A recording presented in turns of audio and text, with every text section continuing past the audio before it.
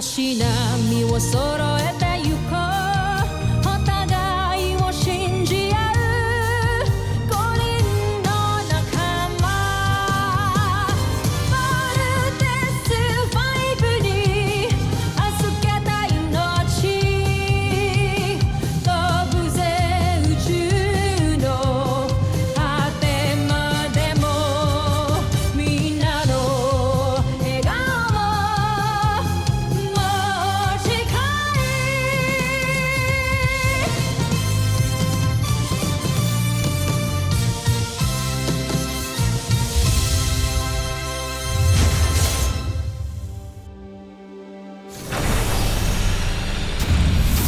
Nakaraan sa Voltes 5 Legacy. The Voltes 5 team is no match to this alien beast fighter. Help Voltes 5 help defend Earth. My country will send jet fighters. We will send ours too. We will be there for Voltes 5. Mukhang buong mundo naman ngayon ang nagliligtas sa atin. Pupuksain kayong lahat ng aking beast fighter hanggang sa walang matirang bayani sa iyo. John, tanggalin mo to, please. Steve, pakawalan mo kami. Ito lang kayo. Walang babalik sa laban. Di mo ko pinakawalan, uupuan ko si Octawan. Sige na nga! Isa-sacrifice mo rin yung sarili mo katulad ng ginawa ni Mama. Egbert, wala tayong choice. Kailangan meron mag-sacrifice at ayoko mapahama kayong lahat. Hindi ako papayag na magsasacrifice kang mag-isa. I don't want to lose you kasi mahal kita, Steve! Stop wasting your time arguing. May isa pa tayong bala. Team, this is Ultra Marcon, an auxiliary ultra electromagnetic generator designed by Dr. Armstrong. Tingnan mo, John Pre, naayos na nila muli ang mga makina ni Voltes 5. Zul, huwag mong papatakasin ng Voltes 5. Siguraduhin mo bago matapos ang araw na ito. Mawawasak mo silang lahat. Pasusunod, Prinsipe. Ito na. Evasive maneuver! Deploy Ultra Marcon now. Let's vote! Ultra Marcon, fire!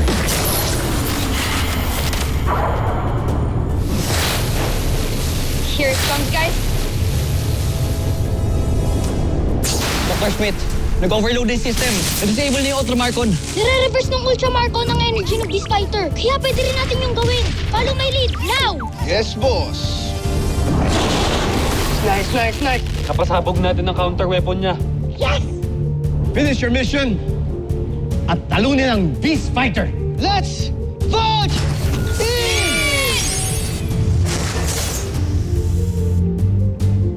Yes! Nagawa natin! Nakapag-vote din tayo!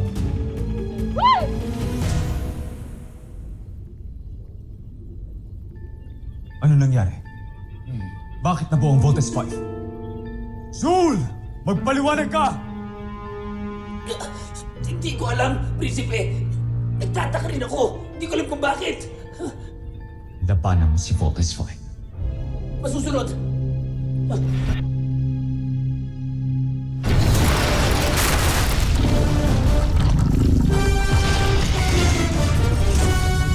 Walang yaka talagang hayop kang hito ka. Pinahirapan mo kami. Ganda ka.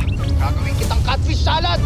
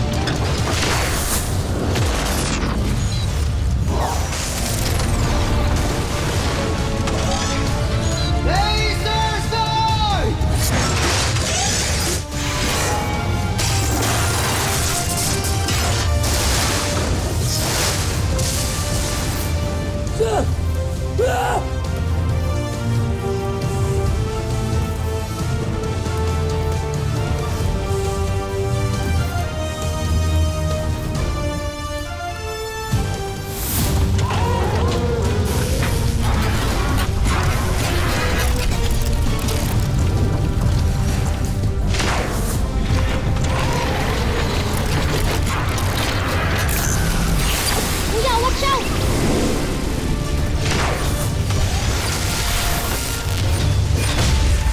Ano? Ihirit ka pa, ha? Nako, missiles!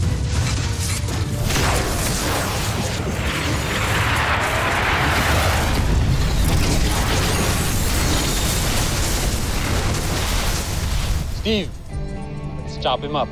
All right.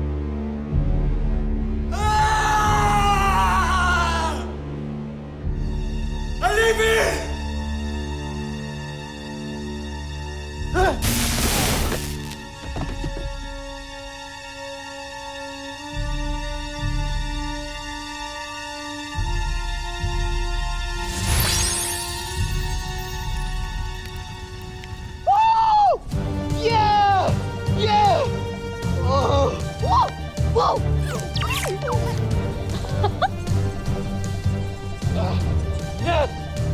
Wow! Yes! Yes! Woohoo! Look, natalo natin yung Beast Fighter! Team, great job! Ano? Team, dinner's on me! Ulam, inihaw na hito. Game ako dyan, Big Bird! Sabi mo yan, Big Bird, ha? Alright, team. Alam niyo na gagawin. Let's bust her home!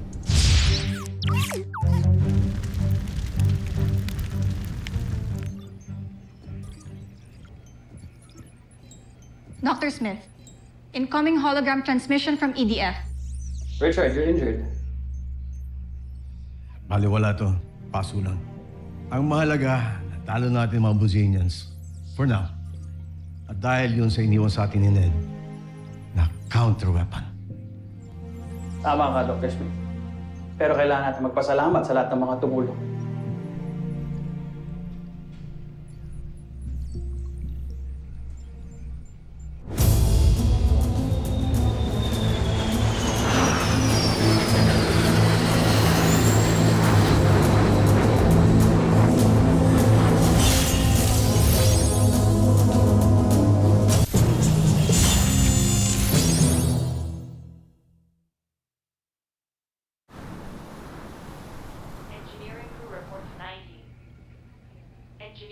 Grabe, sobrang miss na miss ko na yung kama ko. Good night, kuya.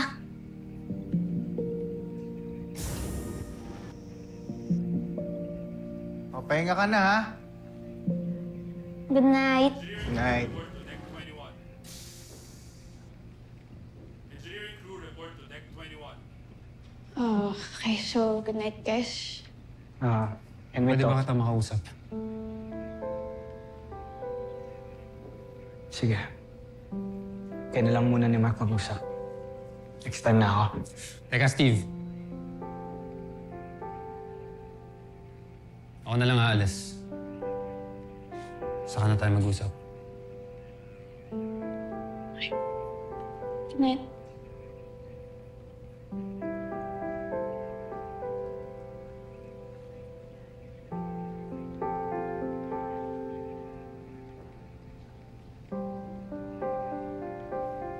So, ano yung gusto mo pag-usapan natin?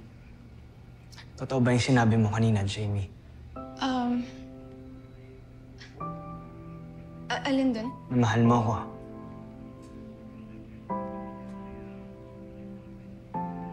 Steve? Jamie, hindi natin pwedeng entertain yung mga ganyang pakiramdam.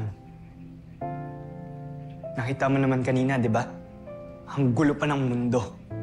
Hindi nila tayo tinitigilan. Jamie, Hindi mo ako pwedeng mahalin. Kalimutan mo yung nararamdaman mo sa akin for your own sake and everybody else's.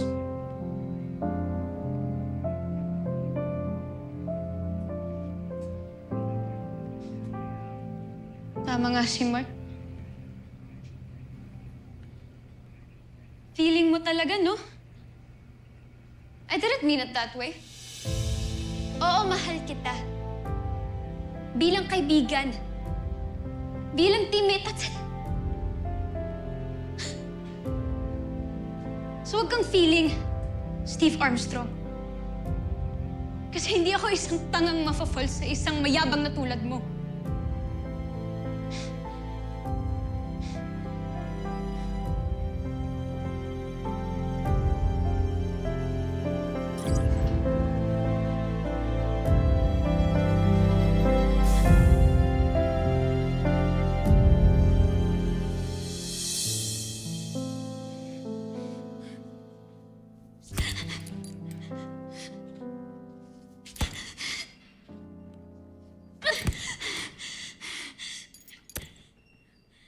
I hate you, Steve Armstrong.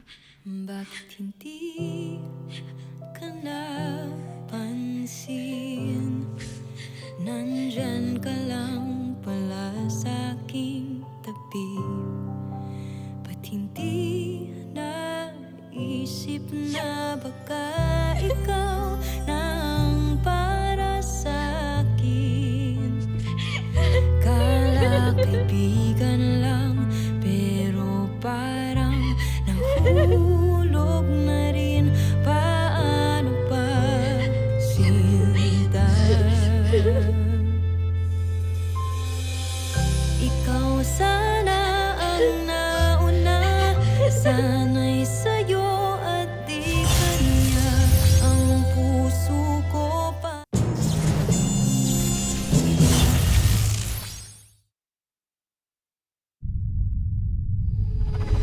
Patawarin niyo ako, Prinsipe Santos. Buong akala ko ay mananalo na tayo. Ginawa ko ang lahat. Alam ko, Su.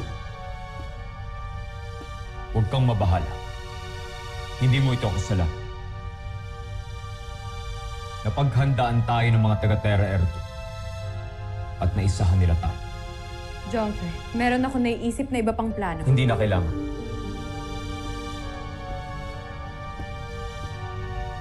Ako na mismo maghahanap ng paraan para hanapin ang kahinaan ng Voltes Fire. Anong binabalak ninyo, Amar?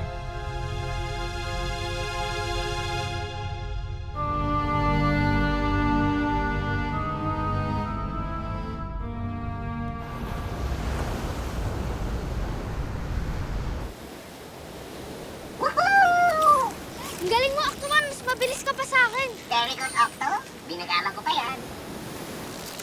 Alam, may tao! Kuya! Kuya, gising! Okay ka lang ba? Detecting unstable vital signs. Nalunod ata siya. Octoman, tumawag ka ng security! Bilis! Roger, Roger. Sundan niyo ako. This way. Follow, Octo. Hurry!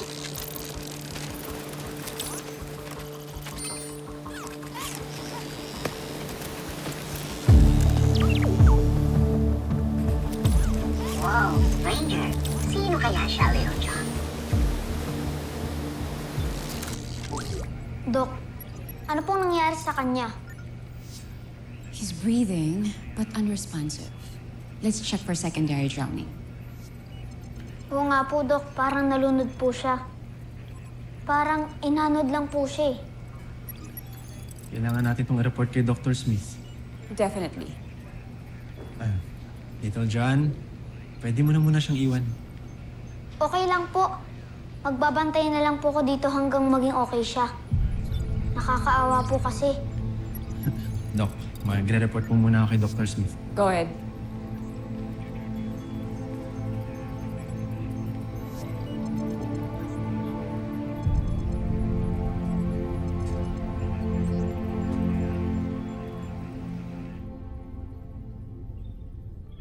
Nakita niyo ba ang ating prinsipe? Wala siya sa kanyang silid. Umalis siya para sa isang misyon. Dito siya ngayon. Kasama ng mga taga-Terrayat. Kumustan mo, General.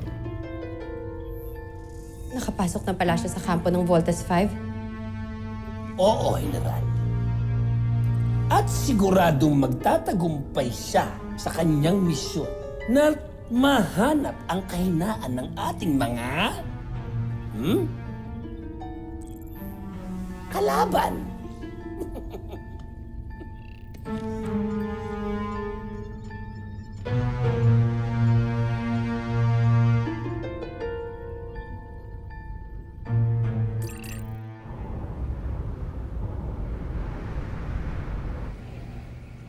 Kuya, bakit may security dito? Sabi kasi ni Dr. Smith, baka pagising niya, hostile guest siya. Mukhang bait niya nga eh. Alam mo naman si Dr. Smith, sigurista. Sige na.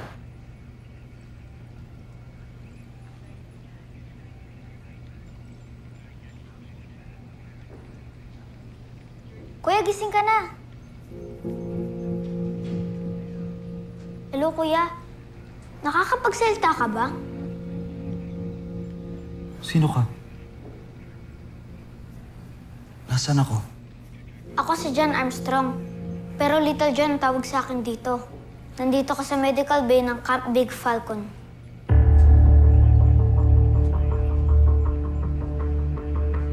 Camp Big Falcon? Hindi mo alam ang Camp Big Falcon? Lagi itong nasa news. For your information, dito ang base ng Voltes 5. Kaya, ang swerte mo na kami ang tumulong sa'yo. Baka swerte ko nga. Sino mag-aakala makakapasok ako rito? Naawa kasi kami sa'yo. Kung di kita nakita, baka dead ka na siguro ngayon. Napakalaki pala ng utang na loob ko sa'yo. Salamat ah. Maraming salamat. You're welcome po. And nice to meet you.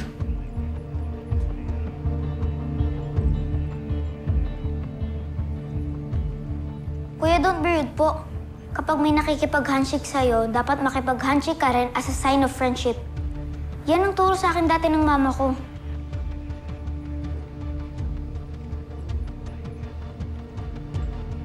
Little John!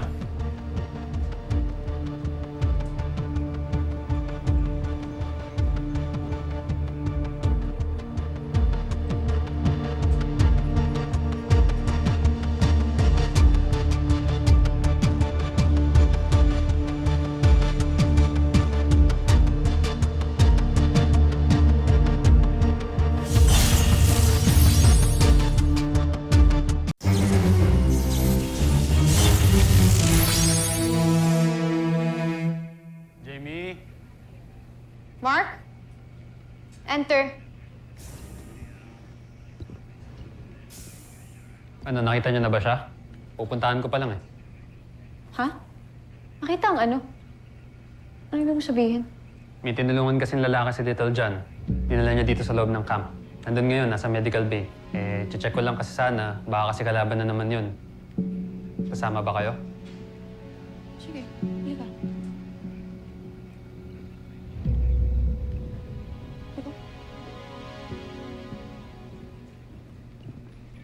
Mga kuya, siya yung sinasabi ko na nakita ko sa beach.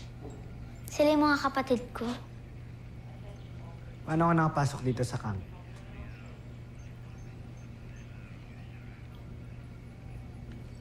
Namamasyal ako sa dagat. Gamit ko yung bangka ng isang kaibigan ko. Pauwi na sana ako.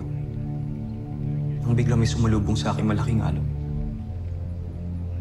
Tumaubi yung bangka ko at palutang-lutang ako. Akala ko talaga mamamatay na ako. Well, buhay ka. Yun naman yung importante, di ba? Ako nga pala si Big Bert. Siya si Steve. Magkakapatid kaming tatlo. Ikaw, anong pangalan mo?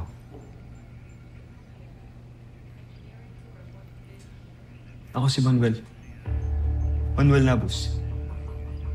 Ikinagagalak kong makilala ko kayo. Kinagagalak din kitang makilala. Bata mo pa pero ang salita natin, pang-boomer, man.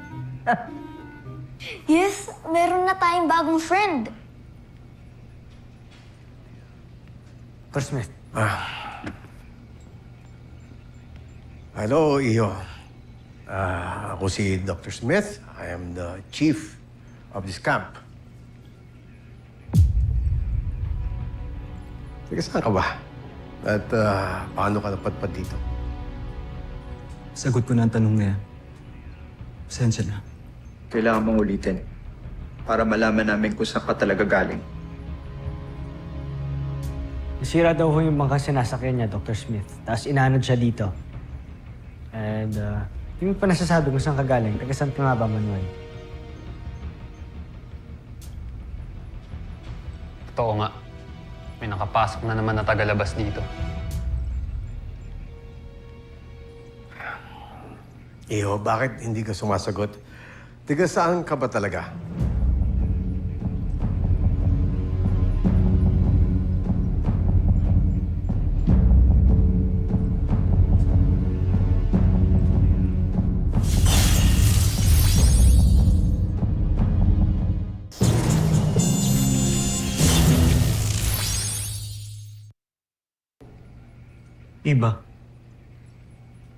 Iba Zambales. Nagaroon ako. Malapit nga yun dito. O sige. Meron na kaming gagawin na protocol na ginagawa namin sa lahat ng mga tigalabas. Anong gagawin niyo sa akin? Huwag kang magalala, hindi ka masasaktan. Gusto lang namin makasigurado dahil minsan ay pinasok na kami dito ng mga kalaban, mga aliens o tinatawag natin Bosenians. Gusto lang namin makasigurado na tao ka talaga. Proceed, Doctor. All right, let's do the bioscan. This won't take long. Bioscan ready.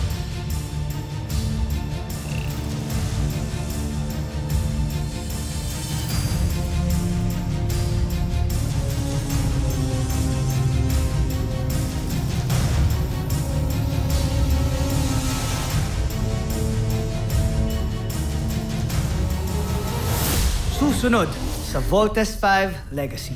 Hanggat nakikita niyo yung pulang tuldok na yan, ibig sabihin, ligtas ang ating prinsipe.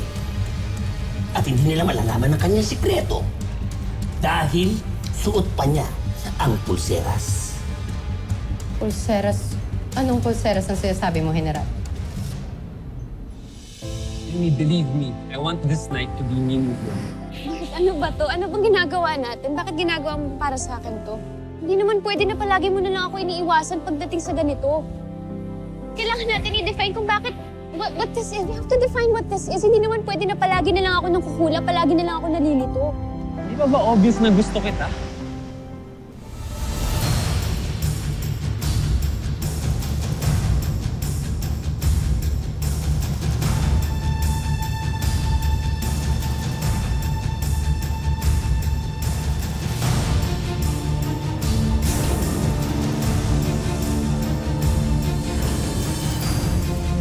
Manuel?